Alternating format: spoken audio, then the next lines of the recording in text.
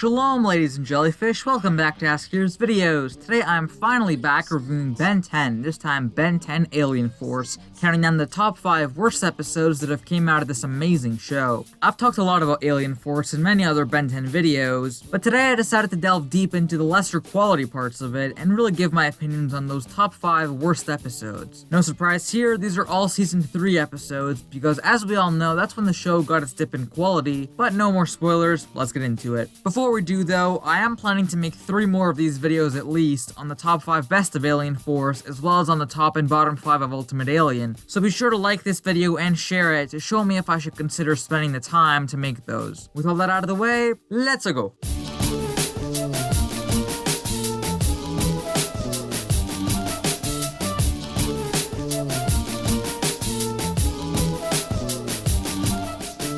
The first episode on this list is single-handed. We start off with a Spider-Man Spider-Monkey swinging through the city, being chased by Sunder, who wants the Omnitrix. Wait, Humongosaur has pupils? Sunder slams his axe down on Ben's hand, which sends the rest of his body to the null void, while his hand remains on Earth. A very clever and inevitable story in a show like this, but, well, let's just get into it. One of the big problems here, as well as on many other episodes on this list, is the inconsistency of the rules they establish. In a continuity-heavy and world-building show like Ben 10, this becomes a very big problem. Here, it's about Ben's body affecting the movement of his hand, and they show enough clips of this to truly show the inconsistency. In the beginning, when Ben punches on a creature in the null void, his hand on Earth curls into a fist and punches the ground, and moves relatively to Ben's movements. But Ben never gets thrown around the screen since his hand is in a flying ship on Earth. Now, I get that would have been hard to explain, but surely they could have done better than this, or just not included this minor thing anyway. The hand also has a brain of its own, and is also animated like it can see with its own eyes, like in this shot when he looks back at the dog. To be fair, the hand walking animation is really funny. A few minutes later, after Julie has found Ben's hand and taken it to Gwen and Kevin, and Sunder has come back to take it back, Gwen and Kevin tell Julie that she should turn Ben's hand into Humongosaur or Swampfire to defend herself. Aside from those two aliens being super bad choices with a solo hand, especially Humongosaur, there's a much bigger problem here. A few minutes before, when Ben turned into Swampfire in the null void, he complained about not being able to shoot fire out of his severed hand, and not being able to heal it with Swampfire's powers. Why can't I do that with this one? That's a good question, considering that when Ben gets turned into Diamond Head, he shoots diamonds out of the severed hand, and later shoots electricity with Brainstorm. And by the way, Diamond Head's voice here is super atrocious, and just sounds really messed up in my opinion. Moving on, there are some funny jokes in this episode, like the big ugly guy, or if I can just stop jerking around for a minute or two, I'll be fine. Which definitely carried this very weak episode, but the majority of it is not very good. The fight scene between Ben's body and Sunder is good, but it's completely ruined by the annoyingly dragged out scene of Kevin trying to fix Ben's hand, which is played off for laughs here. A pity laugh is all they're getting from me. And they stop the bad guy in the end. Overall, not a very good episode, and a very weak one among so many great episodes in the show. While there are some funny scenes, like Kevin laughing when he sees Ben's hand, and being good mindless entertainment for 22 minutes, this episode doesn't really offer much more than that. This plot was inevitable after creating a show about a kid with an alien device on his wrist, but they could have told the story a lot better than what they did here. And oh yeah, double hatred to this episode for inspiring some weirdo to Photoshop this monstrosity and curse my Twitter timeline with it.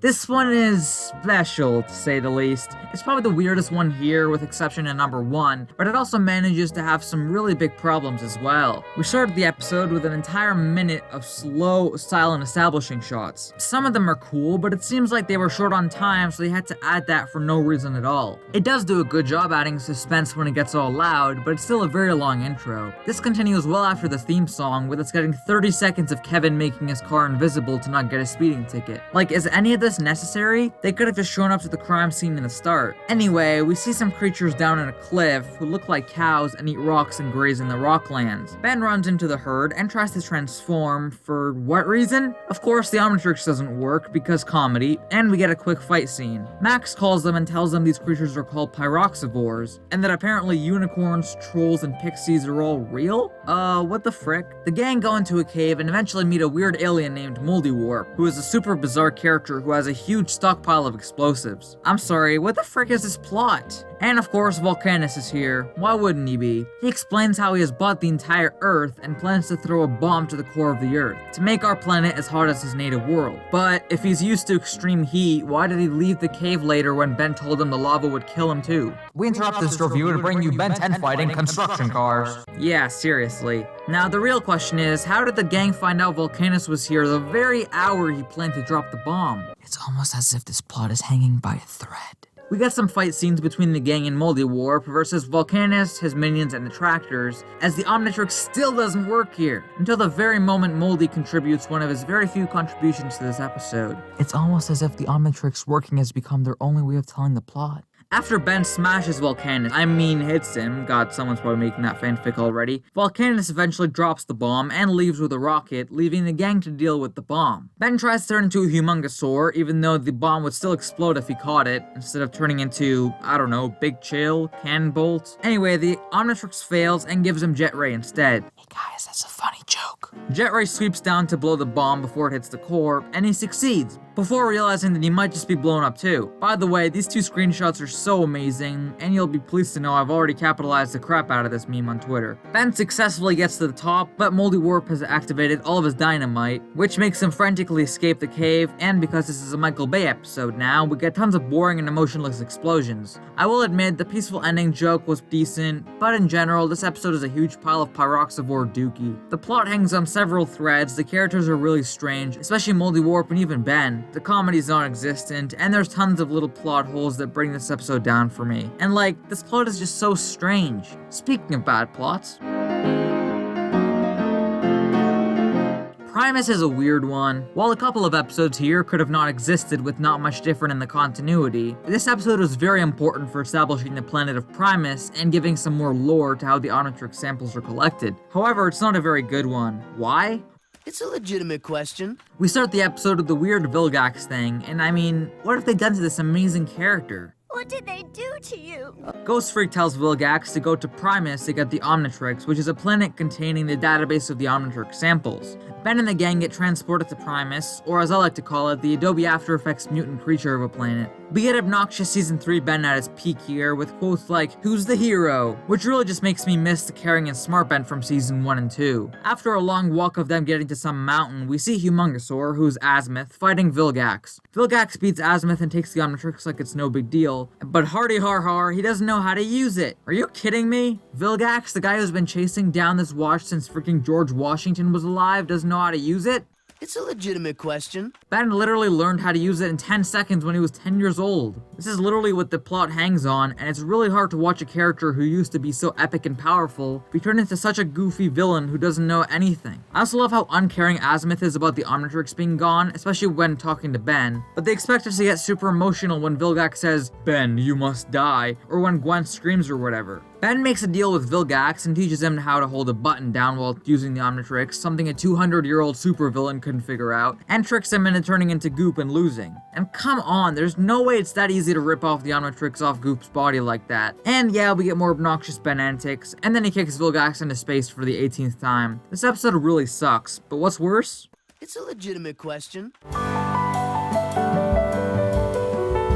Number 2 is Busy Box. Number 2 is Busy Box. Haha, see what I did there? This episode is a special type of terrible. It's literally so bad that I want to dig into it and review it minute by minute. Starting off the episode, the animation is extremely lazy and the shadows on the characters' faces look really weird. Like, is that just me who thinks that? The gang notices a level 20 technology near them and go to check it out, where it's revealed the device is even unknown to Kevin, even though he's an expert. Yeah, it's literally revealed that this is a child's toy, so how come Kevin doesn't know about something like that? I will admit, where this episode shines is the comedy, with a handful of funny one-liners, such as the oxymoron clip, which I've always quoted and used myself since I was a kid. The box opens up and turns into Ben, imitating his moves and repeating what he says. Probably my biggest problem with this episode is that the robot picks and chooses what it says for suspense in the plot, which gets a bit obnoxious later, but is perfectly emphasized here, where he ignores everything Ben says and only says run away, even though Ben moved his body multiple times and this is supposed to be a very high-tech device. Also, this episode gets weirdly creepy with the animation, especially with Humongosaur and Spider Monkey, but especially Humongosaur, where when the robot gets hurt, he makes really painful facial expressions, even though it never felt emotion before that. It also doesn't copy everything, like this clip of it throwing the dumpster, even though Ben never did that himself. It's really bizarre.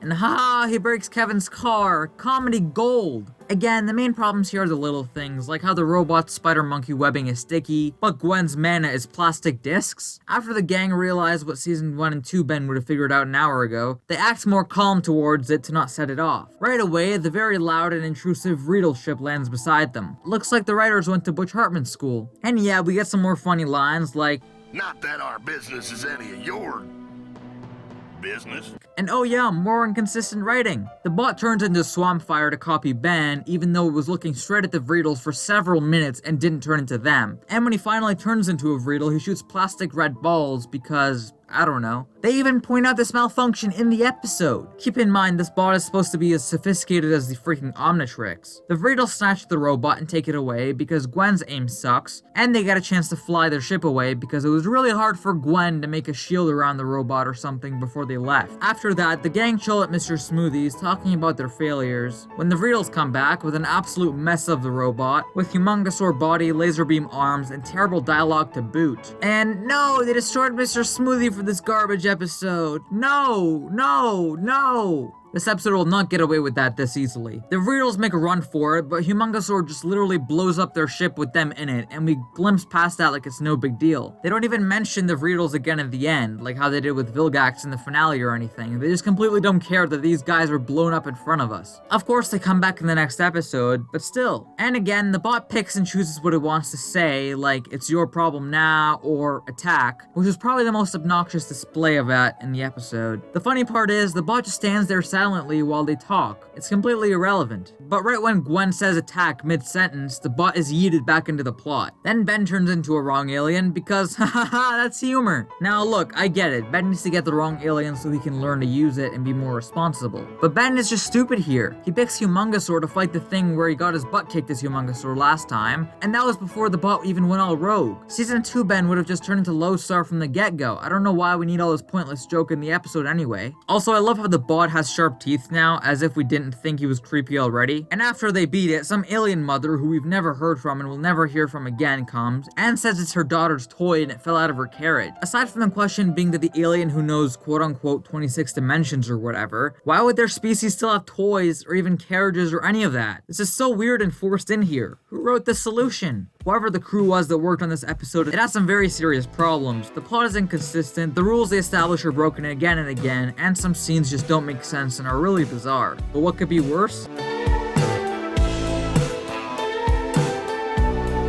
Here it is, the worst episode of Alien Force. And while I've heard a lot of people say that it's not that bad, this is all my reasoning as to why I hate this episode the most. So if you're ever going through the same thing, you can send your friends this video. While BusyBox has more minor mistakes than this, the premise alone here is bizarre enough to justify being on this list. It's about the gang searching for an alien who's gone missing after their species comes to a particular town to eat popcorn every 17 years. Their species also poops gold when they eat popcorn, which makes the mayor of the town want to keep one for himself. And when the alien can't eat a lot, the mayor gives him meat as a change of appetite. Which brings me to the question of, why meat of all things? And I love how they treat the mayor as no big problem in the beginning, even though to anyone with a hint of a brain cell, it's obvious he's gonna be the antagonist. Also, why does the mayor need to keep the gold maker anyway? Gwen says herself that the town is super rich because of all the gold, so why can't the mayor just pocket some gold for himself secretly? Anyway, the plot goes awry when Deca, the missing alien, turns into a wild creature and rampages the town after eating the meat, which is poisonous for their species. This exposition is given through the most unreliable narrator of all time, Orb, who's Deca's friend, whose voice is also really annoying in this episode. He explains that while meat makes them into their primal form and makes them reproduce, things like silicon and chicken nuggets are poisonous and make them feel nauseous. This is even backed up in the Ben 10 Wikia until you realize that Ben turning into Echo and making Deca eat him, since he's silicon, something that was also treated like a genius writing move in the episode, doesn't make Deca feel nauseous for long, rather reverting him to his normal form. So how does that make sense? And I just hate some stupid little things they throw in, like the chicken nuggets thing, or how Orb says Mars used to be a thriving planet or something before they went there. It's all really bizarre. And while I don't care if a show like SpongeBob broke one of their rules, Ben 10 is a very continuity heavy show, and they set a lot of ground rules and scientific stuff in the episodes, which is why episodes like this or BusyBox completely break their own rules and make me hate them. And by the way, thanks for showing me the full clip of Deca throwing up Echo goes disgustingly. Overall, aside from a few funny one-liners with Kevin and a couple funny things, this episode is really bizarre and doesn't belong anywhere near the show. Seriously, if they removed it from the list of episodes, it would make no legitimate change in the story. Oh yeah, and something else to mention is that really awkward and shoehorned in subplot about Kevin and his locket. Like, why was that written so weirdly?